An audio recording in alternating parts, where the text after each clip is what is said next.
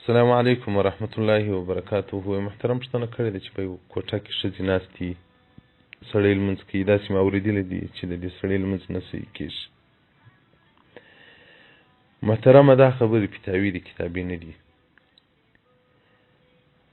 البته که په کوټه کې ښځې دی لمونځ کوي یا د ښځو خبرې د ده لمانځه ته تاوان رسوي، د فکر مشغوله کوي، بیا ښه کار دا ده چې دی ځای لمونځ وکړي چې بېغمه وي. که نارینه ناست وي که ښځینه ناستې وي چې د ده لمانځه ته تاوان کوي، باید دی بل ځای وکړي. دا چې لمونځ نه صحیح کېږي دا غلط خبره ده. دا چې لمونځ فاسدېږي هغه مسئله د محاذات ده.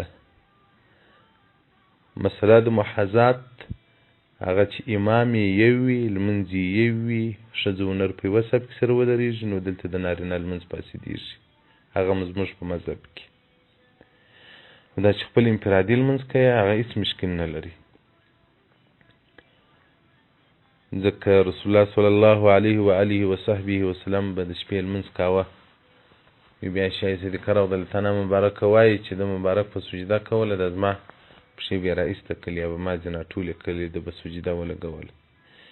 بیا چې به دی قیامې ته ولاړ سو وبدرېدی په لمانځه باندې، بیا به ما پښې وغځولې. نو د رسول الله صلی الله علیه وسلم لمونځ خو ډېر اوږد و، نو دې مبارک بیا پښې وغځولې، نو هغه هېڅ مشکل نه لري. سړی کولی شي خپل کور ښځو ته جماعت ورکړي. مسایل مو درته بیان کړي دي، خو تاسو هغه نه دي اورېدلي.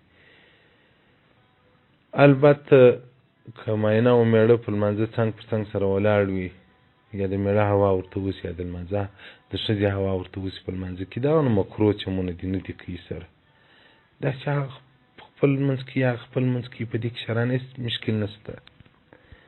موسوعة الفقهیه صفحه نمبر 183 جلد نمبر 14 مبحث المحاذات. والسلام علیکم ورحمة الله وبرکاته.